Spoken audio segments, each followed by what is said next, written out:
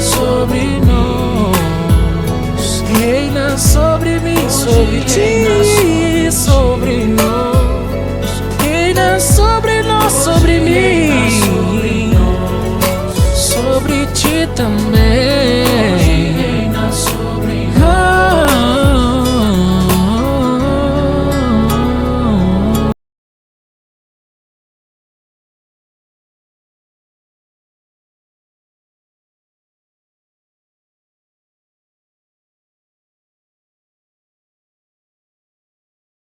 Boa noite, irmãos. Nós queremos saudá-los em nome do Senhor Jesus e convidá-los a abrir a sua palavra no Salmo 91, um dos salmos mais conhecidos da Bíblia e provavelmente um dos mais mal interpretados e usados. É aquele salmo famoso que alguns crentes costumam deixar aberto na entrada de casa, em cima da mesa, Salmo 91.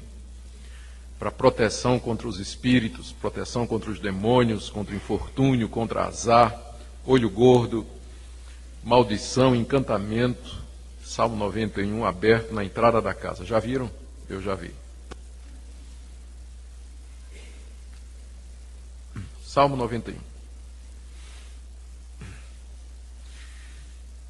Esse salmo, ele é, como eu já disse, um dos mais conhecidos da Bíblia e muito querido e popular dos evangélicos pelas promessas extraordinárias que são feitas aqui.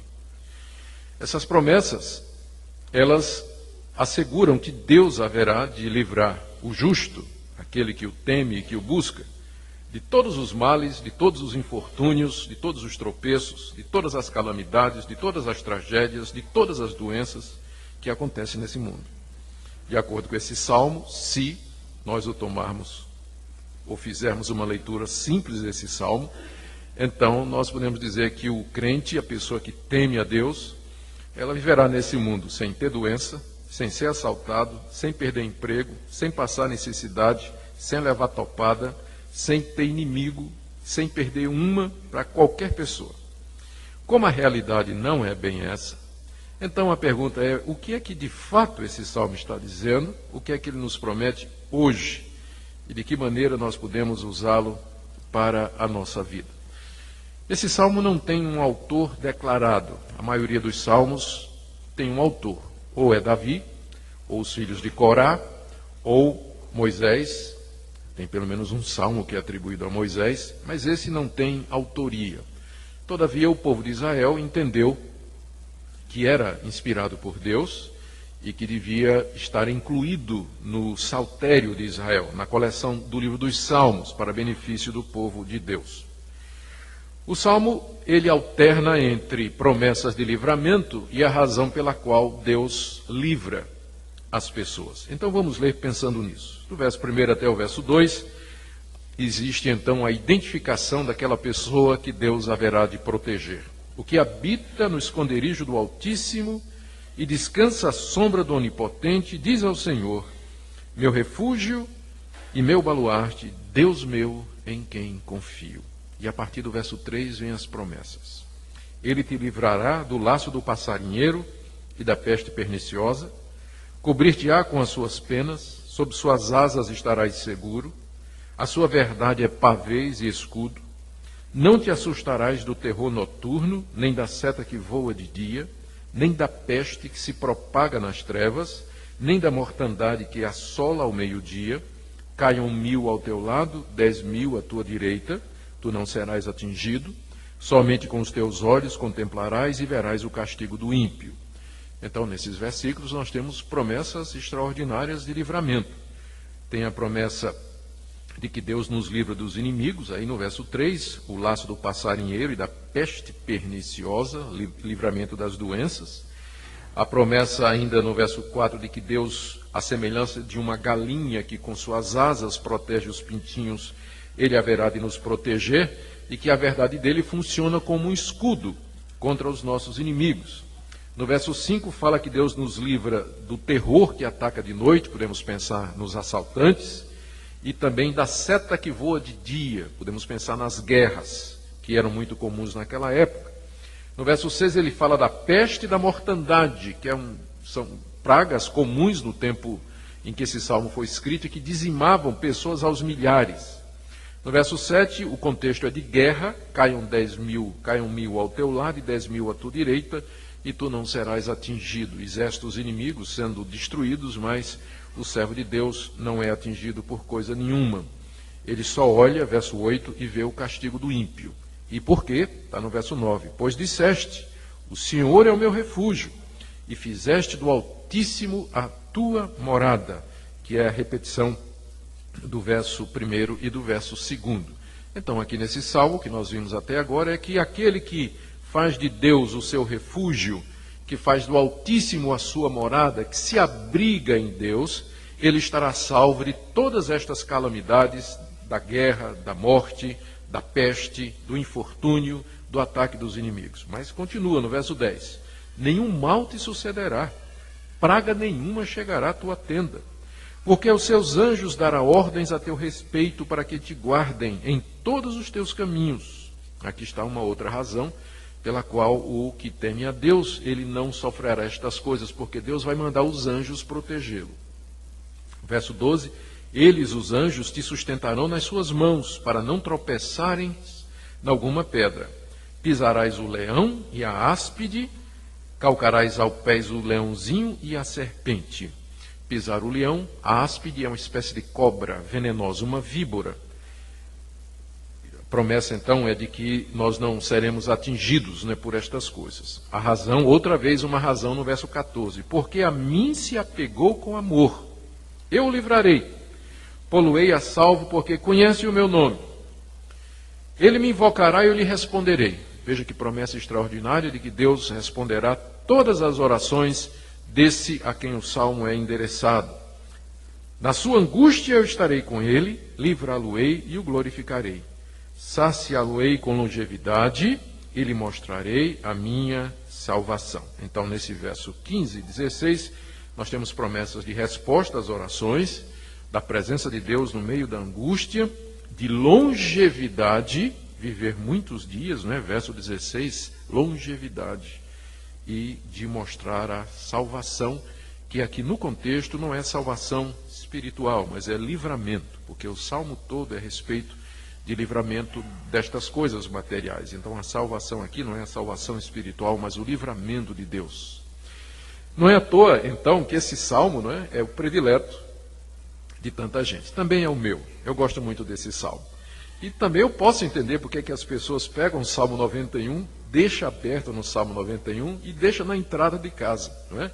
Como se o próprio Salmo servisse de proteção contra todos estes males que estão aqui. Alguém me disse, mas eu não posso provar porque eu não vi, que tinha uma igreja vendendo chá do Salmo 91. Tirava o Salmo 91 da Bíblia e fazia um chá, e se você levasse para casa e tomasse, então nenhum mal lhe aconteceria. Naturalmente que só valia aquela página da Bíblia dada pela igreja que você obteria por uma pequena oferta, ou enfim, uma contribuição, e assim por diante. Então, esse é o salmo que nós temos diante de nós. O problema parece que esse salmo não corresponde à realidade. Não corresponde. Às vezes parece que sim, às vezes parece que não. Eu podia falar de Jó, por exemplo. Era um homem justo, temente a Deus, e perdeu tudo o que tinha. Podemos falar dos mártires cristãos do primeiro século, pessoas que por causa da fé em Jesus Cristo, porque fizeram de Deus o seu refúgio, porque confiaram em Deus, foram torturados, tiveram os seus bens apreendidos, foram jogados em calabouços, devorados por feras, decapitados, crucificados. Podemos falar de João Batista, um homem enviado por Deus, justo e santo, mas que morreu decapitado numa prisão. Então parece que esse salmo, como é que nós relacionamos estas promessas aqui com o fato de que pessoas fiéis a Deus, através da história, e nos dias de hoje, elas sofrem infortúnios, ficam doentes, morrem cedo, em vez de morrerem com muitos anos, morrem cedo. Estou lembrando agora de um rapaz chamado Daniel, da primeira igreja presbiteriana do Recife, quando eu era pastor lá. Moço crente, temente a Deus, morreu de câncer com menos de 20 anos de idade. Era um dos moços mais crentes que eu já conheci, dedicado, evangelista, consagrado. Descobriram o câncer com menos de um ano. Daniel morre tragicamente no hospital. Onde fica a promessa de longevidade do Salmo, né? A gente fica perguntando, a gente sabe de gente que teme a Deus e morre de desastre. Há cantores famosos, inclusive, que fizeram muitos dos belos hinos que nós cantamos e que morreram tragicamente de acidente de automóvel e coisas dessa natureza. Não é que Deus não nos livra. Semana passada, as minhas 2 filhas estavam vindo da igreja, domingo à noite, e quando chegaram na porta de casa, que abriram o portão, 3 assaltantes armados entraram com as 2. E eu estava em casa com a Minca fazendo o jantar. Me lembro bem que eu estava com a faca desse tamanho cortando tomate na cozinha. Minca primeiro foi que ouviu a voz dos assaltantes dentro de casa, ela foi lá ver o que era. Eu não pensei que era amigo das meninas da escola ou da igreja. E depois, quando eu vi a voz da Minca alterada, é que eu entendi que eram assaltantes. E finalmente, o que é que aconteceu? Um grande livramento. Eles levaram só dinheiro, levaram um computador da Hendrika, e ela achou ótimo, porque o pai comprou um melhor para ela, né? Ela estava vibrando com aquilo. E levaram o carro da gente. E nós estávamos preocupados, né? E eu estava muito preocupado, porque era exatamente aquele período de renovação do seguro, e que o carro estava descoberto por 3 dias. E foi exatamente na segunda-feira o seguro valeria, e o carro foi roubado domingo à noite. Então era um prejuízo grande, não é? Prejuízo grande. No dia seguinte a polícia telefona, acharam o carro inteirinho, só levaram o rádio. Todos os documentos da Hendrika estavam lá, todos, que eles tinham levado a bolsa da Hendrika. Inclusive 2 livros. Mas como o ladrão não lê inglês, era livro em inglês, não levaram, deixaram lá, provavelmente porque não liam, né? Ou, não liam nem inglês nem português, provavelmente. Então, quer dizer, livramento foi.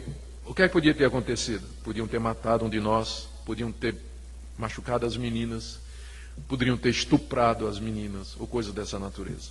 Então, um livramento. Só que, no ano passado, um outro pastor, colega meu, amigo meu, deixou seu carro estacionado numa igreja onde ele foi pregar. Quando ele voltou, o carro tinha sido roubado até hoje. Não tem sinal do carro, perdeu tudo que estava no carro, inclusive. Livramento num, livramento no outro. É que eu sou mais justo do que ele? De forma nenhuma, eu conheço o pastor, eu diria o contrário. É um santo homem de Deus, temente a Deus, que busca a Deus. E muitos de vocês teriam histórias para contar, não teriam? De situações que aconteceram. E não foi porque vocês não temem a Deus ou não creem em Deus, mas essas coisas simplesmente acontecem. O que fazer desse salmo, então? O que é que esse salmo está ensinando? De que maneira nós podemos compreendê-lo? Eu queria, nessa noite, abordá-lo da seguinte perspectiva. Em primeiro lugar, ver a quem essas promessas são feitas. Elas são feitas não a todos, mas aos que de fato confiam em Deus e fazem de Deus o seu refúgio. Como está no verso 1 e 2, como está no verso 9, como está no verso 14. Esses versos falam de que essa pessoa é uma pessoa que se apega a Deus, que ama a Deus, confia em Deus e faz de Deus o seu refúgio, que anda nos caminhos do Senhor. E Deus, de fato, é o seu bem mais precioso. E não é interessante? Quando a gente faz de Deus o nosso bem mais precioso, Deus protege os outros bens que são menos preciosos, que são os bens materiais, não é? Parece que aí, quando a gente se apega aos bens materiais, aí Deus acaba tirando todas estas coisas, não é? De acordo com o Salmo e a história de Jó e outras histórias, seria mais ou menos assim. Mas eu queria, nessa noite, dizer que a chave para a compreensão desse Salmo é que ele é um salmo que foi escrito durante a antiga aliança. Essas promessas aqui fazem parte da aliança de Deus com seu antigo povo, o povo de Israel. Israel era uma nação, era um povo. Tinha um rei, tinha limites territoriais, tinha leis. Israel tinha todas as características de uma nação como o Brasil tem. E Deus tinha uma aliança com aquele país. E como parte da aliança, do acordo que Deus tinha com a nação de Israel, que era baseado na entrega da lei, lá no Monte Sinai, havia essa dinâmica da aliança. Se a nação de Israel obedecesse a Deus, Deus a abençoaria com prosperidade. Deus daria vitória sobre os seus inimigos, daria prosperidade no campo, Deus evitaria as pragas, as pestes, a guerra e a derrota diante dos inimigos.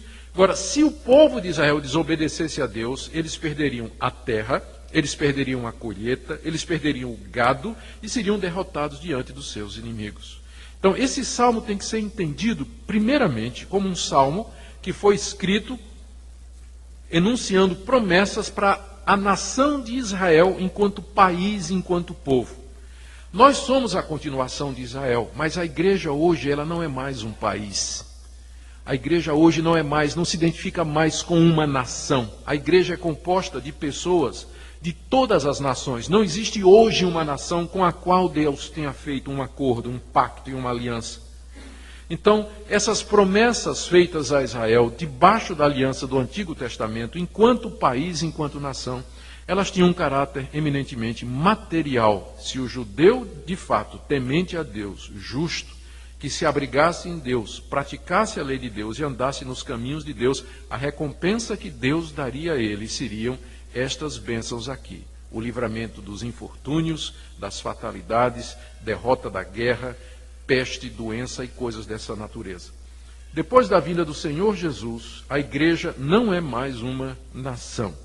A igreja é um povo espiritual e, portanto, as bênçãos da antiga aliança relacionadas com prosperidade material, elas passam para nós não como parte da aliança, mas como alguma coisa que Deus pode dar ou não.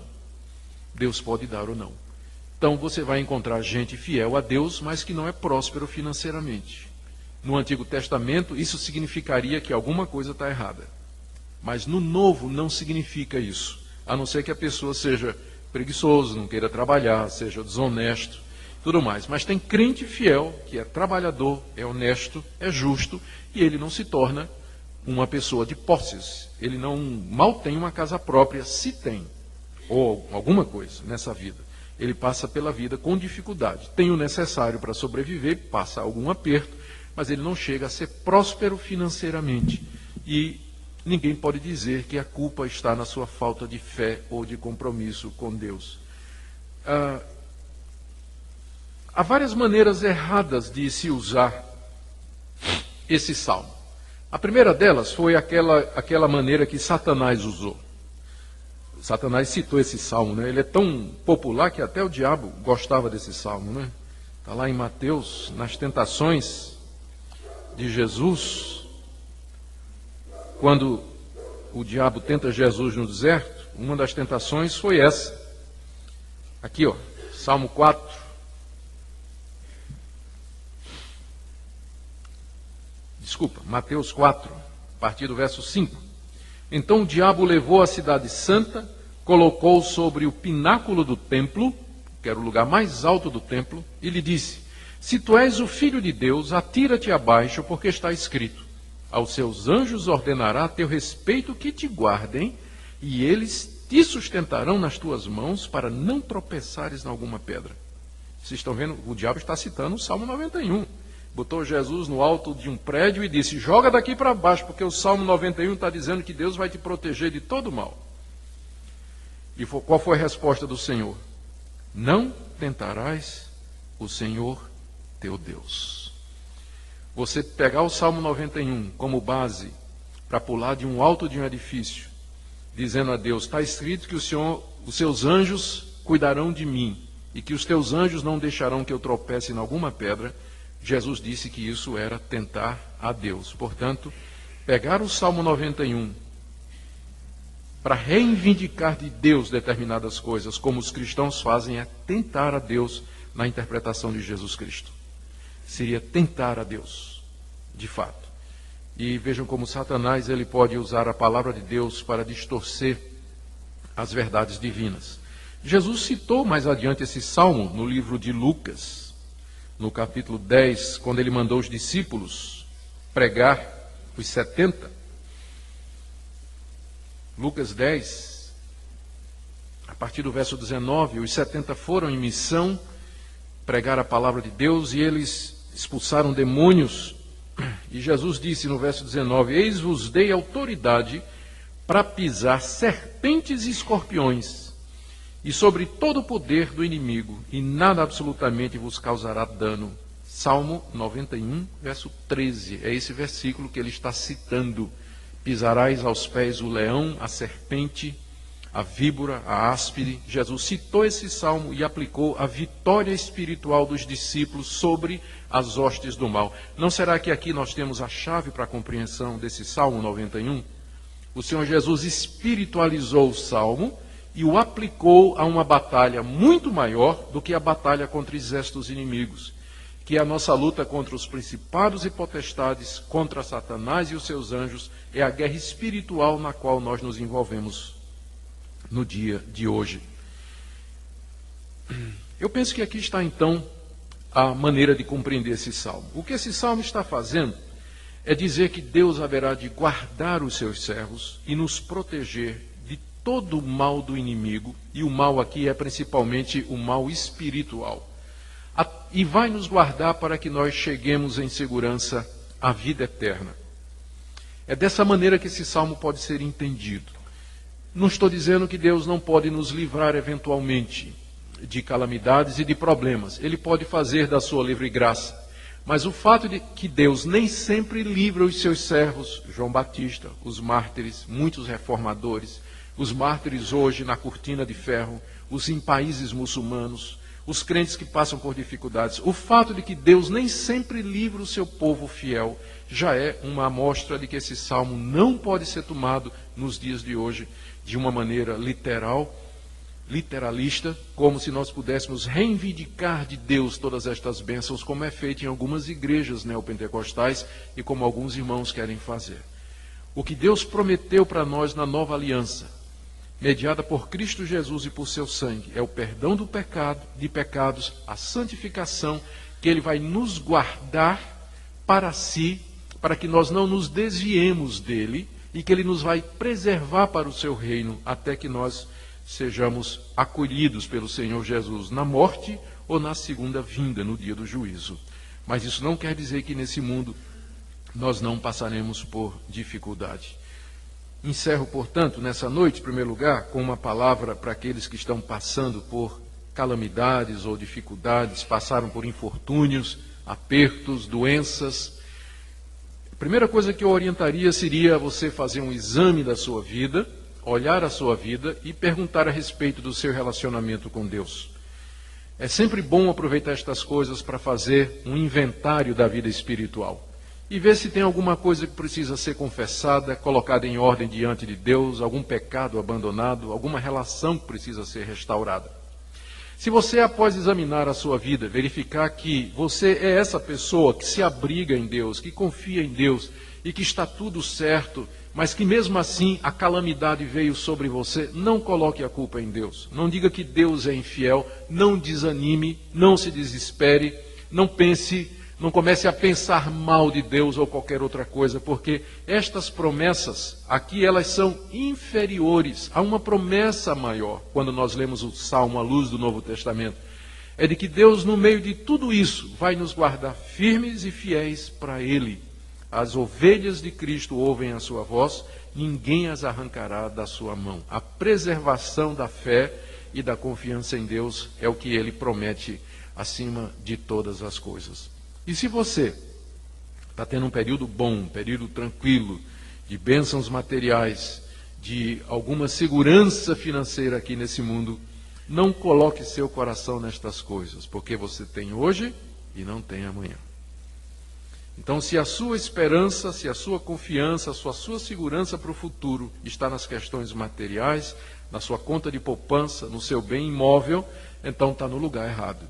Porque, como eu disse, nós temos hoje, amanhã chega um Collor da vida e confisca todo, e você não perde tudo que você tem da noite para o dia. Isso pode acontecer em qualquer lugar.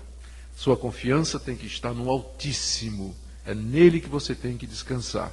É nele que você tem que repousar. E assim, seja na dor, seja na doença, seja na pobreza, seja na dificuldade, nós continuaremos a amar a Deus e ao seu Filho Jesus Cristo, porque nós veremos que somos apenas peregrinos aqui nesse mundo e que nosso lar não é aqui, mas nós caminhamos para a nossa mansão celestial que o Senhor Jesus já foi preparar. Amém?